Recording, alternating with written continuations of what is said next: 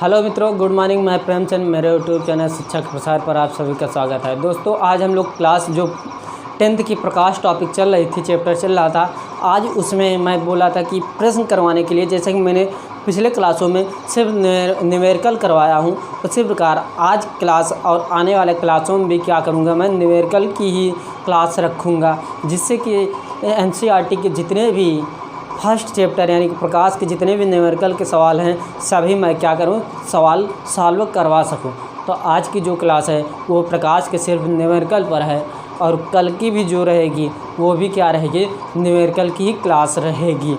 जैसा कि आज जो है मिक्स करके मैं कराऊंगा, जैसे कि मैंने पिछले भी क्लासों में बता चुका हूं कि ये जो क्लास चल रही है प्रकाश की, इसमें भी चाहे जो भी न्यूमेरिकल करवाए जाएंगे वो मिक्स कर करवाए जाएंगे। लेकिन इसके बाद जो भी चैप्टर स्टार्ट होगा उसमें जब प्रश्न करवाया जाएगा, यानी कि सर्वप्रथम जो सूत्र प्राप्त होगा उसके अनुसार क्वेश्चन को क्या किया जाएगा, सॉल्व करवाते हुए चलूँगा मैं। तो आज जो प्रश्न है उस पर हम लोग गौर करते हैं। जैसे मान लीजिए कुछ इस प्रकार का प्रश्न आपसे एग्जामिनर पूछ ले। देखिए, जैसा कह दें कोई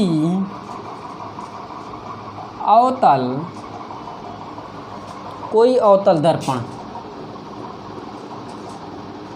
के सामने 10 सेंटीमीटर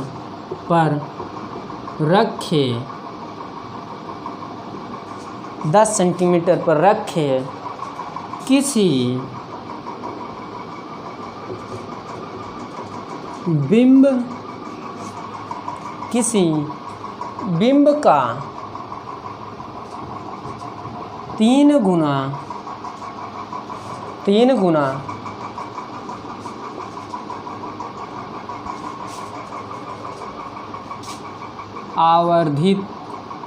आवर्धित का अर्थ होता है बड़ा, 3 गुना बड़ा प्रतिबिंब, 3 गुना बड़ा प्रतिबिंब बनता है, तो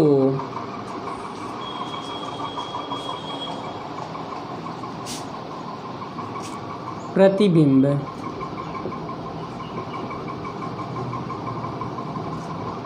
दर्पण से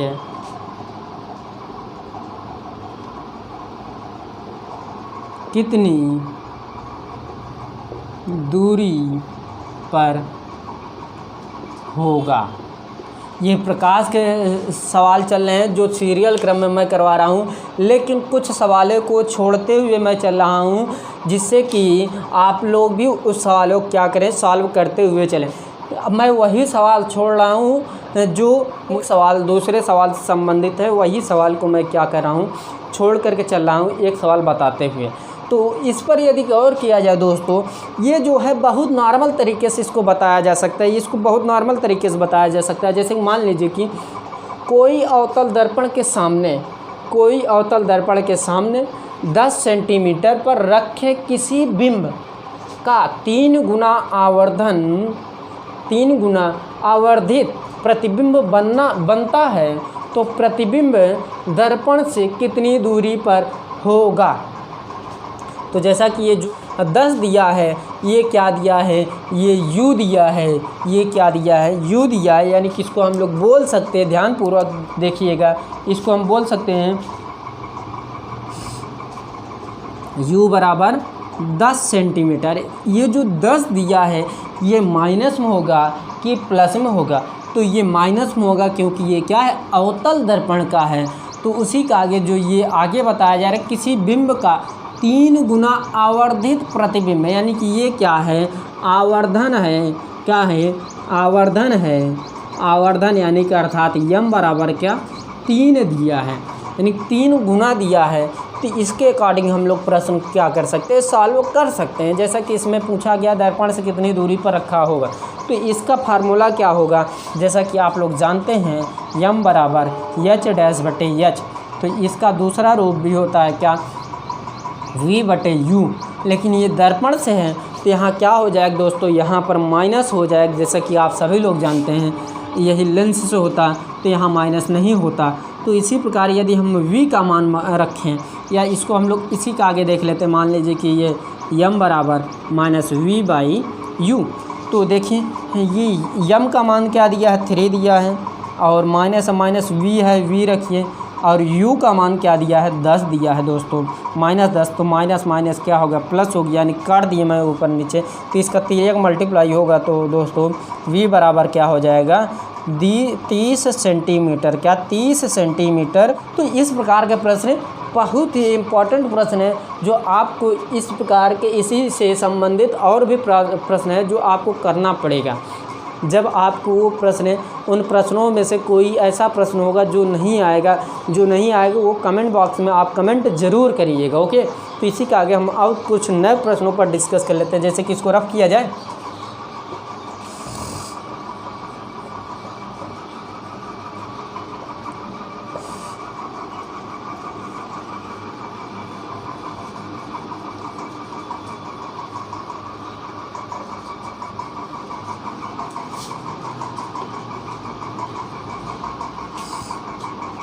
अब इसी के आगे हम लोग कुछ और नए प्रश्न पर डिस्कस कर लेते हैं। मान लीजिए किसी में प्रकाश, यानी कि प्रकाश के चाल से संबंधित प्रश्न पूछ लिया जाए तो क्या करेंगे।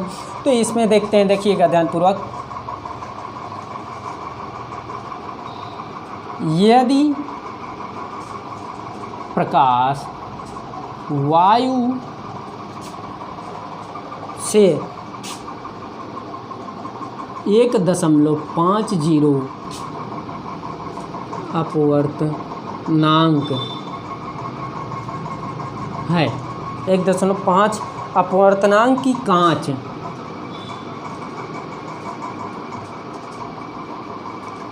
अपवर्तनांक, जैसा कि यदि प्रकाश वायु से 1.50 अपवर्तनांक की कांच की प्लेट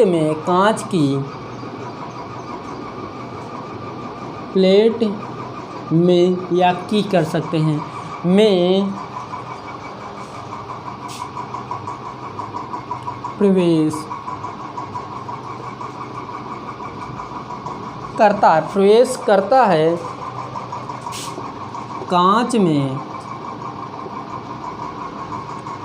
में प्रकाश की चाल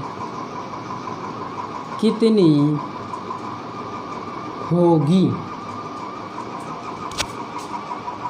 जबकि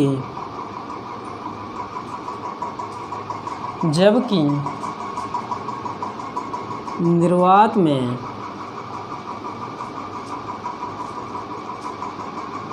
प्रकाश की चाल 3 × 10⁸ मीटर प्रति सेकंड है या होती है। इतनी बात क्लियर।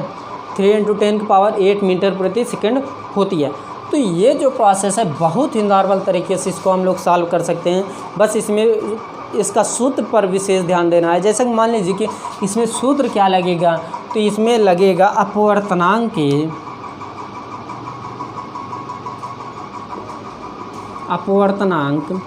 n बराबर हो जाए, क्या, अपवर्तनांक n बराबर हो जाएगा।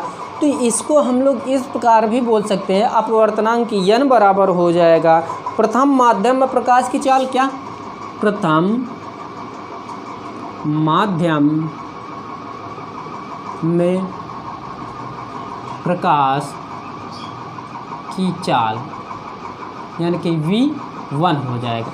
उसी प्रकार यहाँ पर भी हो जाएगा। द्वितीय माध्यम में प्रकाश की चाल, यहाँ v2 हो जाएगा। तो यहाँ जो बात है, जैसा कि यहाँ देखा जाए दोस्तों, तो इसमें प्रश्न में बताया जा रहा है, यदि प्रकाश वायु से 1.50 अपवर्तनांक की कांच, ये जो अपवर्तनांक दिया है दोस्तों, ये n बराबर दिया है 1.50 अपवर्तनांक की कांच की प्लेट में प्रवेश करता है, तो कांच में प्रकाश की चाल कितनी होगी, जबकि निर्वात में प्रकाश की चाल 3×10⁸ मीटर प्रति सेकेंड है। तो इसके अकॉर्डिंग हम लोग सॉल्व कर सकते हैं। जैसा कि यदि देखा जाए तो ये हम लोग कह सकते हैं प्रथम माध्यम में प्रकाश की चाल यानी कि v1 बराबर हो जाएगी, ये जो निर्वात में प्रकाश की चाल है ये v1 बराबर दिया है 3×10⁸ मीटर प्रति सेकेंड। तो यहाँ हमको पूछ क्या रहा है, v2 पूछ रहा है। तो यहाँ हम लोग लिख सकते हैं द्वितीय माध्यम में प्रकाश की चाल v2 बराबर है क्या, v2 बराबर हो जाएगा क्वेश्चन मार्क। तो यहाँ जितने भी मान दिए हम लोग क्या करेंगे, पुट कर देते हैं। मान लीजिए कि यहाँ ये जो दिया गया है मान, ये जो दिया गया है इसका n का मान दिया 1.50 बराबर v1 का मान क्या दिया है, v1 का मान 3×10⁸ मीटर प्रति सेकेंड और द्वितीय प्रकाश की चाल क्या दिया है, कुछ नहीं। तो इसको हम लोग मान सकते हैं v2। तो ये तिर्यक मल्टीप्लाई हो जाएगा, तो इसका गुणा इसमें, इसका गुणा इसमें, तो यहाँ हो जाएगा v2 × 1.50 बराबर 3×10⁸ मीटर प्रति सेकेंड। ये गुणे में उधर जाए क्या हो जाएगा दोस्तों, बटे में हो जाएगा। तो 3×10⁸ मीटर प्रति सेकेंड बटे क्या हो जाएगा 1.5। तो इसी का आगे हम लोग यहाँ पर कर देते हैं दोस्तों। तो इसका जो फार्मूला है इसको हम लोग रफ कर देते हैं।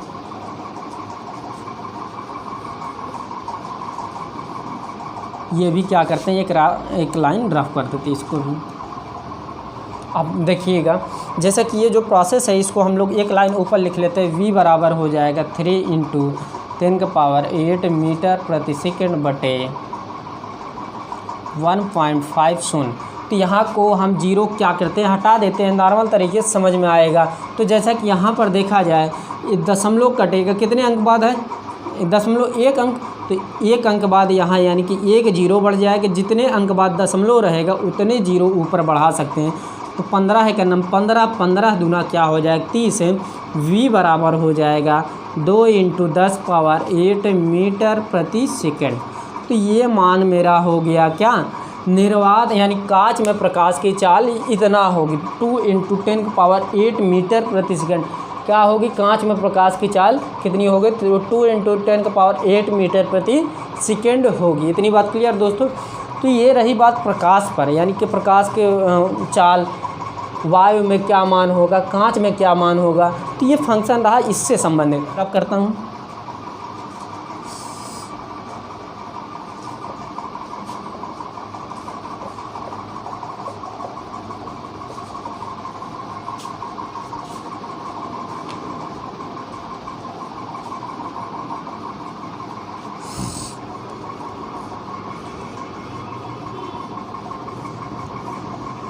जैसे कि अगला प्रश्न देखा जाए, बहुत ही इम्पॉर्टेंट है। लेकिन अगले प्रश्न को देखने से पहले हम लोग सोच रहे हैं, मान लीजिए जैसे कि आपसे पूछ ले कि लेंस की एक डायोप्टर क्षमता किसे कहते हैं। क्या लेंस की एक डायोप्टर, जैसे कि मैं हेडिंग लिख देता हूँ, मान लीजिए कि लेंस की एक डायोप्टर क्षमता, तो इसकी परिभाषा क्या होगी दोस्तों। तो इसकी भी परिभाषा पूछता है एक नंबरी में, जो आपको इसको क्या करना है, याद करना है। जैसा कि इसमें जो बनेगा परिभाषा, तो जैसा कि इसको देखा जाए, यदि किसी लेंस की फोकस दूरी 1 हो, क्या यदि किसी लेंस की फोकस दूरी 1 हो, यदि किसी लेंस की फोकस दूरी 1 हो तो उसे हम लेंस की एक डायोप्टर क्षमता कहते हैं। यदि किसी भी लेंस की फोकस दूरी 1 हो यानी कि 1 हो तो उसे हम लेंस की एक डायोप्टर क्षमता कहते हैं। ये थोड़ा छुट्टी ढंग से मुझे बता दें इसको। तो इसी के आगे हम लोग प्रश्न पर चलते हैं, इसको रफ करते हैं दोस्तों। मान लीजिए प्रश्न कुछ इस प्रकार है, कोई उत्तल लेंस, कोई उत्तल लेंस किसी सुई की, किसी सुई का, लिख लीजिए, किसी सुई का वास्तविक, किसी सुई का वास्तविक तथा उल्टा प्रतिबिंब, उल्टा प्रतिबिंब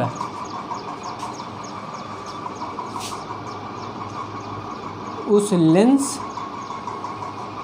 लेंस से 50 सेंटीमीटर दूरी बनता है। यह सुई उत्तल लेंस, उत्तल लेंस के सामने, उत्तल लेंस के सामने कहाँ रखी है, उत्तल लेंस के सामने कहाँ रखी है। इसका प्रतिबिंब, इसका प्रतिबिंब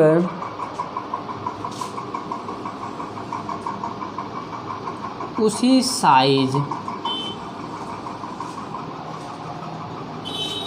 उसी साइज का बन रहा है।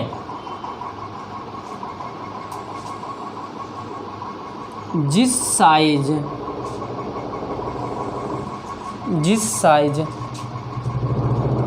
का प्रतिबिंब,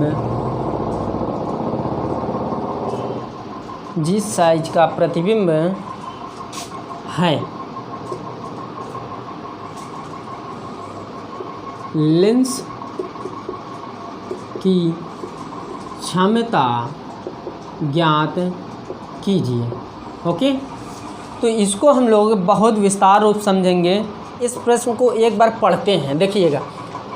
कोई उत्तल लेंस किसी सुई का वास्तविक तथा उल्टा प्रतिबिंब उस लेंस से 50 सेंटीमीटर दूरी पर बनता है, यहाँ दूरी पर बनता है, यहाँ हम लोग बना लेते हैं, दूरी पर बनता है। यह सुई उत्तल लेंस के सामने कहाँ रखी है, इसका प्रतिबिंब उस साइज का बन रहा है जिस साइज का प्रतिबिंब है। लेंस की क्षमता ज्ञात कीजिए। तो बहुत नॉर्मल तरीके से सर्वप्रथम हम लोग इसमें लिखते हैं क्या क्या दिया गया। ओके, यहाँ लिखते हैं प्रतिबिंब की दूरी, क्या प्रतिबिंब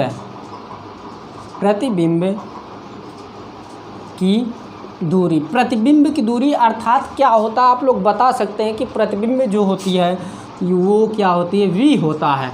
तो क्या दिया है यहाँ पर 50 सेंटीमीटर दिया, 50 सेंटीमीटर दिया है।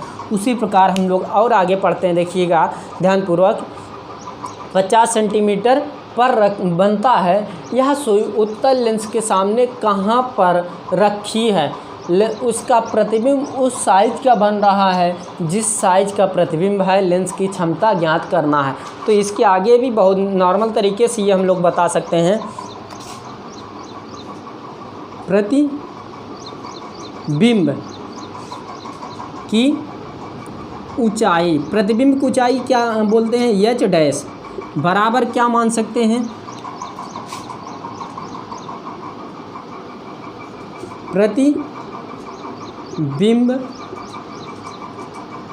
प्रतिबिंब की ऊंचाई, यहाँ एच। तो जैसा कि यहाँ देखा जाए दोस्तों, प्रतिबिंब की ऊंचाई और प्रतिबिंब की ऊंचाई, यहाँ दोनों ऊंचाई है, लेकिन एक ऊंचाई को एच डैश से डिनोट किया जा रहा है, दूसरे ऊंचाई क्या नॉर्मल एच से डिनोट किया जा रहा है। यानी कि एच डैश बराबर एच को हम लिख सकते हैं, मान सकते हैं। ओके, तो इसी का आगे और देखते हैं। तो जैसा कि यहाँ पर हम लोग ये लिख सकते हैं देखिए ध्यानपूर्वक, ये जो है जैसा कि यम बराबर होता है एच डैश बटे एच, राइट। तो यहाँ हम लोग ये देख सकते हैं कि जो प्रतिबिंब की साइज होती है वह 1 सेंटीमीटर होती है, क्या 1 होती है। तो यहाँ हम लोग 1 के अनुसार, यानी कि जब ये H1 1 होगा तो उसी प्रकार H भी क्या होगा, 1 ही होगा। यदि मान लीजिए कि आपको क्वेश्चन जब मैं करवा रहा हूँ नहीं समझ में आ रहा है तो कमेंट बॉक्स में कमेंट ज़रूर करिएगा कि सर नहीं समझ में आ रहा है, इसको पुनः समझा दीजिए, तो उसको मैं पुनः अगले क्लासों में क्या करूँगा, समझा दूँगा। तो यहाँ पर प्रोसेस ये हो जाएगा दोस्तों, तो यहाँ पर जो एच डैश का मान है वही H1 का भी मान होगा। तो यानी कि एच डैश का मान 1 है तो यहाँ भी इसका मान क्या होगा, 1। यानी कि हमारा यम बराबर मान निकल गया क्या, 1। क्या यम बराबर मान हो गया हमारा क्या, 1। तो अब हमारा ये v निकल गया और क्या निकल गया, 1 निकल गया। लेकिन ये जो मान है दोस्तों, ये जो मान है माइनस में आएगा, ये मान जो है किस में आएगा, माइनस में आएगा। अब माइनस आने की कंडीशन, तो यहाँ हमको एक लाइन लिखना पड़ेगा, जैसा कि प्रतिबिंब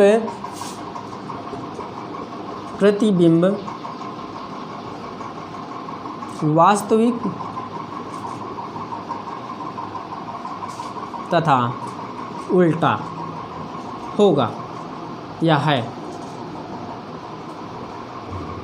तो जब ये कंडीशन होगा इसको लिखना ज़रूरी, इसके ऊपर इसको लिखिएगा, जिससे कि ये क्या होगा, एकदम कॉन्सेप्ट क्लियर होते हुए ये समझ में आए।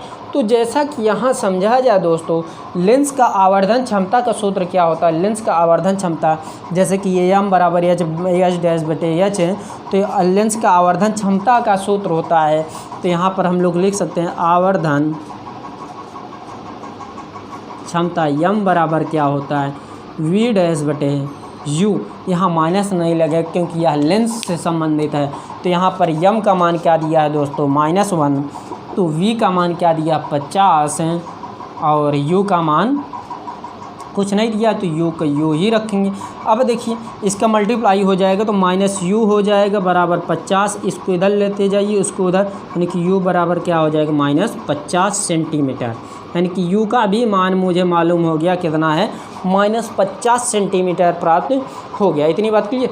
तो अब हम लोग लेंस के सूत्र के अनुसार मान को क्या करेंगे, सॉल्व करेंगे, यानी कि प्राप्त करेंगे। तो इसके आगे हम लोग यहाँ पर देख लेते हैं, जैसे कि लेंस का सूत्र क्या होता है, जैसा कि यहाँ पर हो जाएगा 1/f बराबर क्या होता है, 1/v - 1/u। तो यहाँ पर जो कंडीशन होगी सभी मान हमको क्या करना है, पुट करना है। सभी मान क्या करना है, हमको पुट करना है।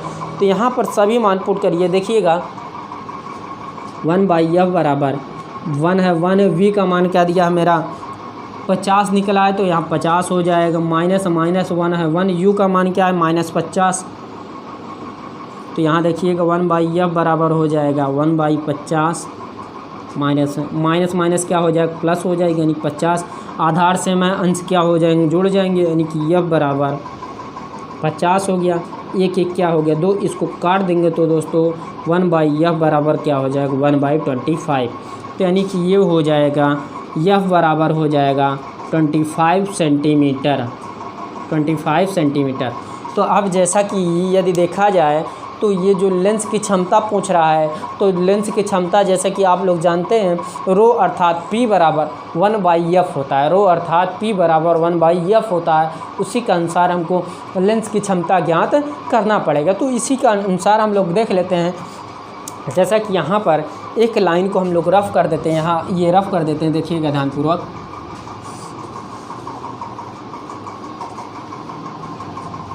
जब मान लीजिए जैसे कि यहाँ मैंने 1 माना, तो जब अब प्रतिबिंब की लंबाई न दिया रहे तो उसको हम लोग प्रतिबिंब की ऊंचाई व लंबाई ऊंचाई दिया रहे तो उसको हम लोग क्या मानेंगे, 1 ही मान लेंगे, जिससे कि हमारा आंसर आ जाए।